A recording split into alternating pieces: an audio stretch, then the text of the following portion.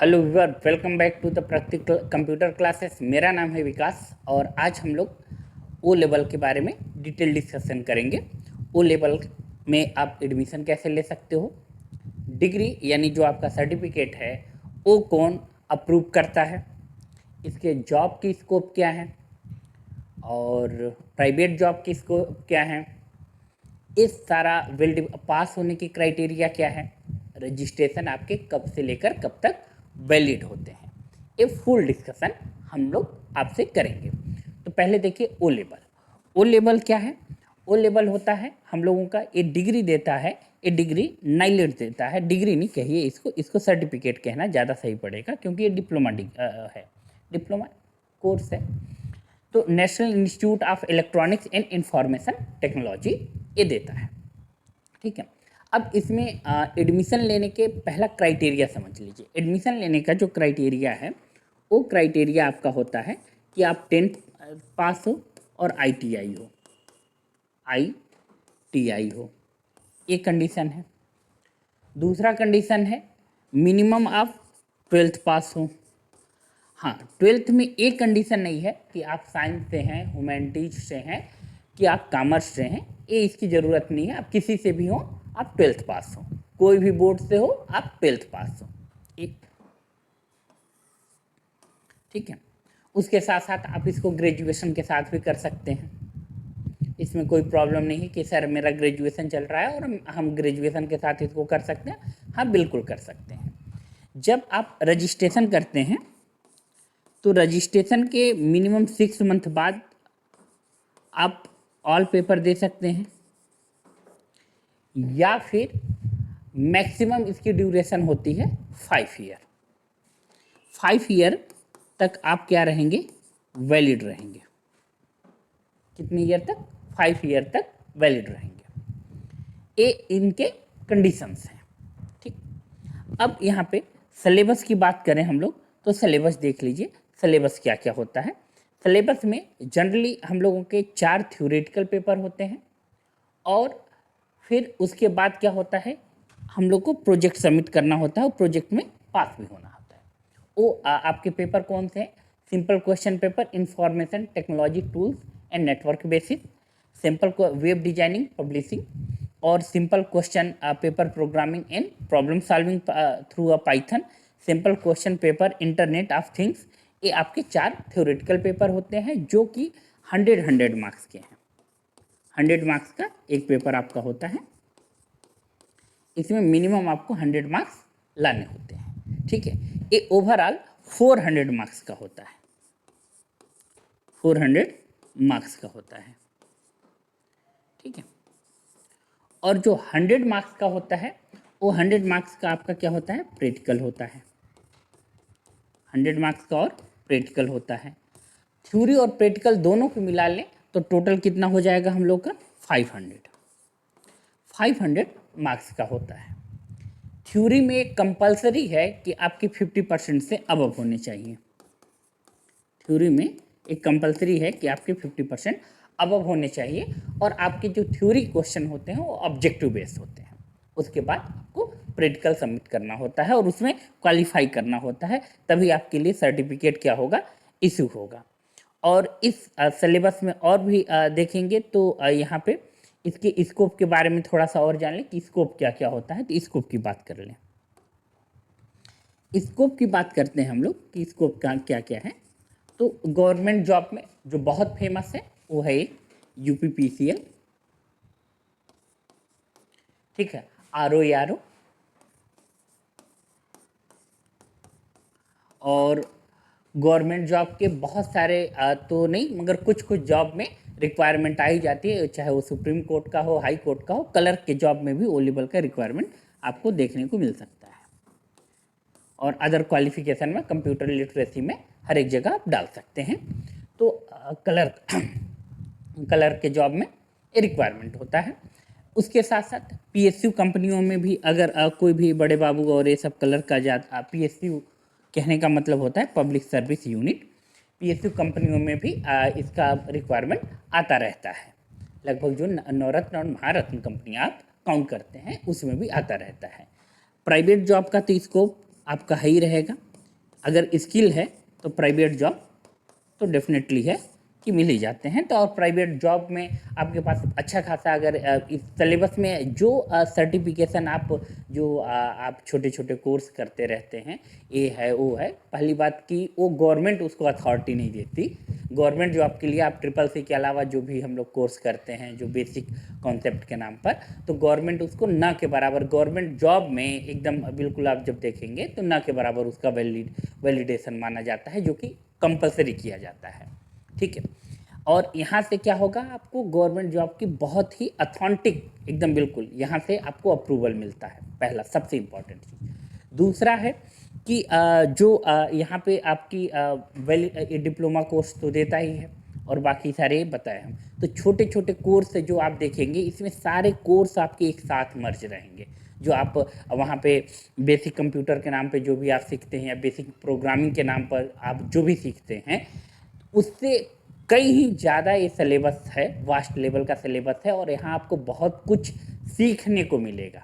और आपके पास ये भी इसमें मौका मिलता ही है कि आप एक बार में अगर अनफॉर्चुनेटली नहीं पास कर पाए तो कई बार ट्राई कर सकते हैं। हर एक 6 मंथ में एग्ज़ाम होता है, इसका सबसे अच्छी अपॉर्चुनिटी ये भी है कि 6 मंथ में आपका एग्ज़ाम होता है, और किसी कारण बस आप चारों पेपर को एक बार में प्रिपेयर नहीं कर पाए हैं तो कोई बात नहीं, आप क्या करो कि 1-2 पेपर अभी दे लो, 2 पेपर बाद में दे लेना। तो ये अपॉर्चुनिटी इसमें बहुत अच्छा बनता है, और गवर्नमेंट के लिए एकदम बिल्कुल अप्रूवल है। प्राइवेट में भी आपको जो हम ये बात बोल रहे हैं इसे ठीक से आप नोटिस करिएगा, जो आप छोटे छोटे कोर्स करते हैं वो सर्टिफिकेट लेते रहते हैं, पहली बात कि बहुत अथॉरिटी गवर्नमेंट उसको देती नहीं। दूसरी चीज़, वो सारे सर्टिफिकेट का समराइज करके आपको इसमें मिल जाएगा, और आपका स्कोप बहुत तेज़ी से हाई जाएगा।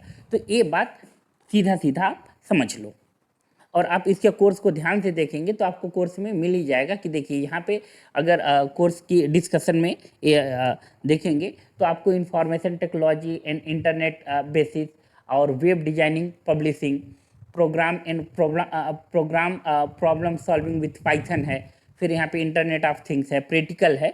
तो यहाँ पे सिलेबस का जब वास्ट लेवल पे आप डिस्कशन करेंगे तो यहाँ देखेंगे कि जितना आपको जो हम अभी बात बोले आपको हूबहू ऐसा आपको मिलने वाला है, सेम टू सेम जिसको बोलते हैं। कि यहाँ पे कि जो सिलेबस है इसके सिलेबस में कितना वास्ट लेवल पे सब डिस्कस किया गया है। और यही जो 500 की बात बता रहे थे हम आपको, वही है। यहाँ पे 100 मार्क्स के हैं, और 400 ये 100 प्रैक्टिकल यानी प्रोजेक्ट जो सबमिट है वो 500 मार्क्स का है। फेल होने का जो कंडीशन है एफ यानी फेल, और 50% से अबव मार्क्स आ रहे हैं तो आप क्या होगे, डी ग्रेड आएगा। 55 से अबव है तो सी ग्रेड है, 65 से अबव है तो बी, और 75 से ए, 85 से अबव है तो आपको यस ग्रेड दिया जाएगा। इसकी बात यहाँ पे, और इसके सिलेबस पे पहले आइए और आपको डिटेल दिखाते हैं कि ये सिलेबस कितना अच्छा सिलेबस डिजाइन किया गया है।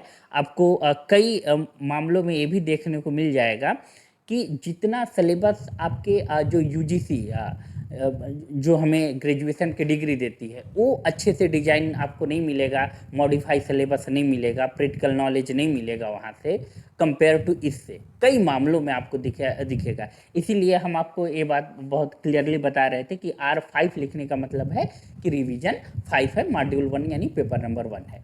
तो ये हम आपको सीधा सीधे इसलिए बता रहे थे कि यहाँ पे बहुत सारी चीज़ें आप जो जनरली आप सोचोगे कि नहीं ये अलग से कोर्स कर लें, ये अलग से कर लें, किसी कंपनी की रिक्वायरमेंट है या किसी छोटे मोटे जॉब के लिए भी रिक्वायरमेंट है, मगर वो सारे समराइज्ड आपको मिलेंगे और एक अलग लेवल का नॉलेज भी होगा आपके पास, मतलब उसका लेवल भी ठीक ठाक होगा। तो ये देखिए ऑपरेटिंग सिस्टम है, लीनियस है, ठीक है, NOIUS है, सॉफ्टवेयर पैकेज है, एनी रिलेवेंट है, कंपाइलर इंटरप्रेट, एंटीवायरस के बारे में, इंटरनेट वेब पब्लिशिंग है, और टूल्स के बारे में, IoT के बारे में पढ़ेंगे। तो यही यहाँ पे आप सिलेबस को जब ध्यान से देखेंगे तो ये देखिए सिलेबस में इंट्रोडक्शन टू कंप्यूटर पहला पेपर की बात कर रहे हैं, और यहाँ पे introduction to operating system, word processing जो माइक्रोसॉफ्ट ऑफिस में आप पढ़ते हैं, और यहाँ स्प्रेडशीट माइक्रोसॉफ्ट एक्सेल में पढ़ते हैं, और यहाँ पावर पॉइंट में जो माइक्रोसॉफ्ट पावर पॉइंट में प्रेजेंटेशन के बारे में पढ़ते हैं। फिर एक बेसिक चीज़ है www इंटरनेट के बारे में पढ़ेंगे आप। और फिर यहाँ देखिए email, social networking, e governance, service, और digital finance and tools and application, तो जो भी आप यहाँ पे देख सकते हैं कि लिंक वगैरह अमेजोन पे, जिसको एक बार अभी बहुत फ्रीलांसर मैंने भेजते हैं ना कि ये लीजिए प्रोडक्ट को प्रमोट करते हैं तो उनके लिंक के थ्रू जाएंगे तो उनको कुछ कमीशन मिलता है। तो वो सारी चीज़ें जो छोटे छोटे लिंक बनाना है वो तो बहुत ईजिली आप सीख सकते हैं। फिर आपको अवेयरनेस होगी कि हमारे साथ कोई भी फ्रॉड ना हो, साइबर सिक्योरिटी के मामले में आपसे ठीक से सीख पाएंगे। Overview of future skill, future में क्या क्या स्किल डेवलप होगी उसके बारे में भी आप जान सकते हैं। तो यहाँ पे नंबर के लिए डिस्कशन किया गया है कि कौन से, यहाँ देख सकते हैं बेसिक चीज़ें 10 मार्क्स के, 20 मार्क्स के हैं। और यहाँ पे नंबर भी आप देखेंगे ना बहुत ही स्किल तरीके से डिजाइन किया गया है कि जिनका प्रैक्टिकल वेटेज ज़्यादा है, जिनकी यूटिलाइजेशन डेली के लाइफ में बहुत अधिक है, उसका वेटेज बढ़ा दिया गया है। और जिसका थ्योरेटिकल है उसका वेटेज कम रखा गया है। मतलब वो लेवल में ये आप खास बात देखेंगे कि जिनका प्रैक्टिकल हमें ज़्यादा ज़रूरत है, डेली के लाइफ में ज़रूरत है, या किसी कॉरपोरेट को ज़रूरत है, कंपनी को ज़रूरत है, ऑफिस में ज़रूरत है, उसका लेवल भी यहाँ पे आप देखेंगे कि हाई है, कि हाई लेवल का पूछा जा रहा है। अब इसी पे आइए आप देखिए, थोड़ा सा सेकेंड पेपर पे आइए तो उसको भी दिखाते हैं हम आपको कि यहाँ देखिए internet introduction to web designing, फिर एडिटर है, HTML की बेसिक बात करेंगे, CSS की बात करेंगे, CSS फ्रेमवर्क है, और जावा स्क्रिप्ट है। जावा का नाम सुनते ही लोगों को थोड़ा सा डर लगता है, मगर जावा कोई इतना अब ऐसा नहीं है अब कि बहुत टफ है। आप जाओ थोड़ा सा पढ़ोगे और प्रैक्टिकल करने के लिए बहुत ज़्यादा इसमें खर्चे भी नहीं है, बहुत आराम से जाओ और जावा कंपाइलर डाउनलोड करो और 2-3 प्रोग्राम आप पढ़िए और साथ में प्रैक्टिकल करिए। ऐसा बिल्कुल इस सिलेबस के साथ ना करिए कि हम एक साथ पढ़ लेंगे और फिर प्रैक्टिकल करेंगे, तो आपको बिल्कुल ही अजीबोगरीब लगने लगेगा। खासकर जो जेनजी नहीं है, मतलब पीछे के हैं 2002 के पहले के, क्योंकि वो टेक्नोलॉजी से उतने अवेयर नहीं है जितने उन लोगों को होना चाहिए। उन लोगों का ब्रेन एक्सेप्ट करने को तैयार नहीं होता। मगर ऐसे करें तो बहुत आसान पड़ेगा कि पहले क्या करें, वो थ्योरेटिकल चीज़ों को पढ़ें और उसी के साथ साथ प्रैक्टिकल भी करते चलें। तो ये बहुत उन लोगों के लिए आसान होगा, चाहे वो आपको नाम थोड़े से अजीब गरीब लग सकते हों। फोटो एडिटर है, वेब पब्लिशिंग एंड ब्राउजिंग है। अब इसके बाद देखिए यहाँ पे भी मार्क्स आप फिर से देख सकते हैं कि वेब डिजाइनिंग एडिटर 25 मार्क्स का है, CSS आप देखेंगे 20 मार्क्स का है, CSS फ्रेमवर्क 15 मार्क्स का है, 20 मार्क्स है, photo editor, web publishing, browsing 20 marks, overall 100 marks के हैं। फिर हम लोग आते हैं, ये सेकेंड पेपर हो गया, तो थर्ड पेपर पे आते हैं। थर्ड देखिए, प्रोग्रामिंग लैंग्वेज में सबसे जो आसान अब तक का माना गया है, वो माना जाता है कि पाइथन बहुत ही आसान है और पाइथन से बहुत अच्छे अच्छे लेवल तक कोडिंग हो जा रही है। इसीलिए आप देखेंगे जनरली जो पहले सिलेबस में C था, C++ था, C टर्बो वगैरह ये सब थे, वो लगभग मार्केट में कम यूज हो रहे हैं। कम यूज क्या, ना के बराबर यूज हो रहे हैं, हालांकि ज़रूरत पड़ता है मगर कम यूज हो रहे हैं। वो पाइथन, और पाइथन एकदम बिल्कुल जैसे उसमें बहुत सारे एडिटिंग के लिए ये सब इधर उधर करना पड़ता था, यानी आपको सिंबल याद रखने पड़ते थे, मगर पाइथन में डायरेक्ट आप मैसेज देते हो कि हमको ये काम करना है और करके दो। वो आपको बहुत ईजी ह्यूमन बीइंग के लिए है। तो इसमें देखिए इंट्रोडक्शन टू प्रोग्राम है, algorithm, flow chart and solve problems है कि जितने भी प्रॉब्लम्स मिलेंगे। इंट्रोडक्शन टू पाइथन, पाइथन के बारे में यहाँ पे बताया गया है, और operator, expression and Python statement किस तरीके से सॉल्व होता है। अब यहाँ पे एक बड़ा ये सिंपल सा आप एक थ्योरी समझ लीजिए कि ये आपको नाम थोड़े से अजीबोगरीब लगेंगे या कि ऐसे ऐसे सीक्वेंस है, डेटा है, क्या है, तो आप एक सीधा सीधा बात समझिए कि अगर आपको डिवीजन सीखना है तो क्या करना पड़ेगा। पहले तो आपको काउंटिंग आनी चाहिए, काउंटिंग के बाद क्या आनी चाहिए, तो टेबल आनी चाहिए, फिर एडिशन आना चाहिए, सब्सट्रैक्शन आना चाहिए, मल्टीप्लिकेशन आना चाहिए, देन फिर आप क्या करते हो, डिवीजन सीखते हो।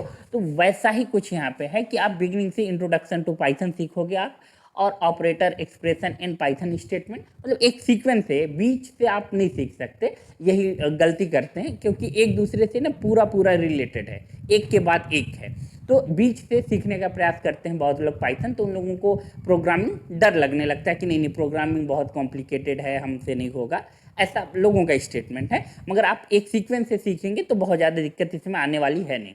और साथ में जो हम बोलते हैं कि थ्योरी भी करते चलिए और प्रैक्टिकल भी करते चलिए। फिर सीक्वेंस है, डेटा टाइप है, फंक्शन है, फाइल प्रोसेसिंग है, और यहाँ पे क्या है, मॉड्यूल है, तो मॉड्यूल के बात किया गया है।